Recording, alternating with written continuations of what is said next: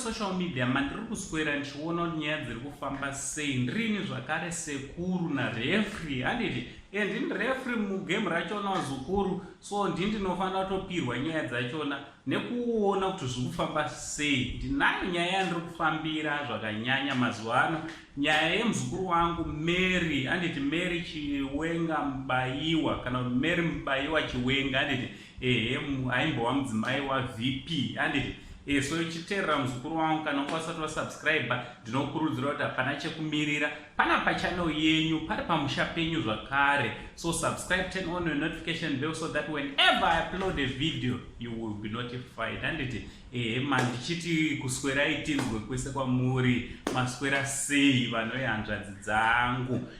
So ndakamboya nenyaya yaMary ndichikuratidzai nekukuonesai kuti maoko ake haachaite zvakanaka, ndokunga urwere hwake hwaane nguva asiri kunzwa zvakanaka, asi apa uri kuratidza kuti hwanyanyisa, handiti so ane Twitter account yakavhura yekuti apota ari anotaura madaily struggles aanosangana nawo.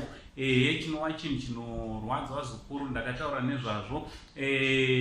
Tazomuona zvakare ashanyira paguva raJinimbi, handiti sekuziva kwenyu naJinimbi pane ukama huripo, handiti naJinius Kadongore, so azosvika paaendawo paguva raJinimbi.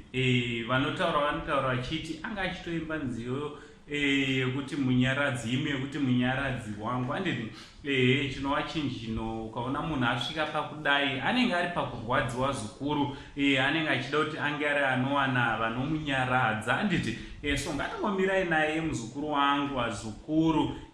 Pane rimwe bhuku rinoda kuti ringe riri rinorabhiwa, kudzimiwa, kusazvirangarira zvekumashure uku, asi tasana nedambudziko riripo tichienda mberi, handiti sekuziva kwenyu kuti dambudziko iri rakatanga kuWhite City pai pakamboputika bhomba, ndopaakaita maronda awa maronda azomusvisa paari nhasi, handiti so pamakamuona achienda kukoti zvakare achienda neambulance achitopushiwa, vazukuru nyaya yanga iripo yanga iri yekuti ange ari anoratidza vatongi umbowo hwekuti chikonzero chingava chei, kuti ange ari anoda kuti ange ari anombopota achienda kuSouth Africa uko kune maspecialist anga achimbomubatsira, handiti pasati paita nyaya dzakawanda dzefraud, dzemoney laundering, idzo dzakazoita kuti passport yake inge iri inotorwa. Handiti vazukuru wangu, ndo update yatango ndoyozokuzivisai vazukuru kuti aiwa muzukuru wangu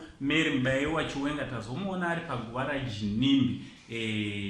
Achinoziva kuti munhu kana afunga nokudzamirwa zvakanyanya, dzimwe dzenguva unofunga vakaenda, handiti unofunga hama dzakaenda, dai vangwaripo dzimwe dzenguva dai ndiine wekuudza nhunha dzangu kana kutokuudza maproblems angu. So ndo nyaya iripo vazukuru, naangosei ndingataura nemumacomments muchitiudza kuti munofunge nenyaya iyi, handiti pakaita zvimwe zvinochiuya tine chingoya nazvo tichizokuzivisa kuti zviri kufamba sei. With the only Zimbabwean uncle pari zvino hakuna chimwe chinhu chatinoshare kunze kwechi much love.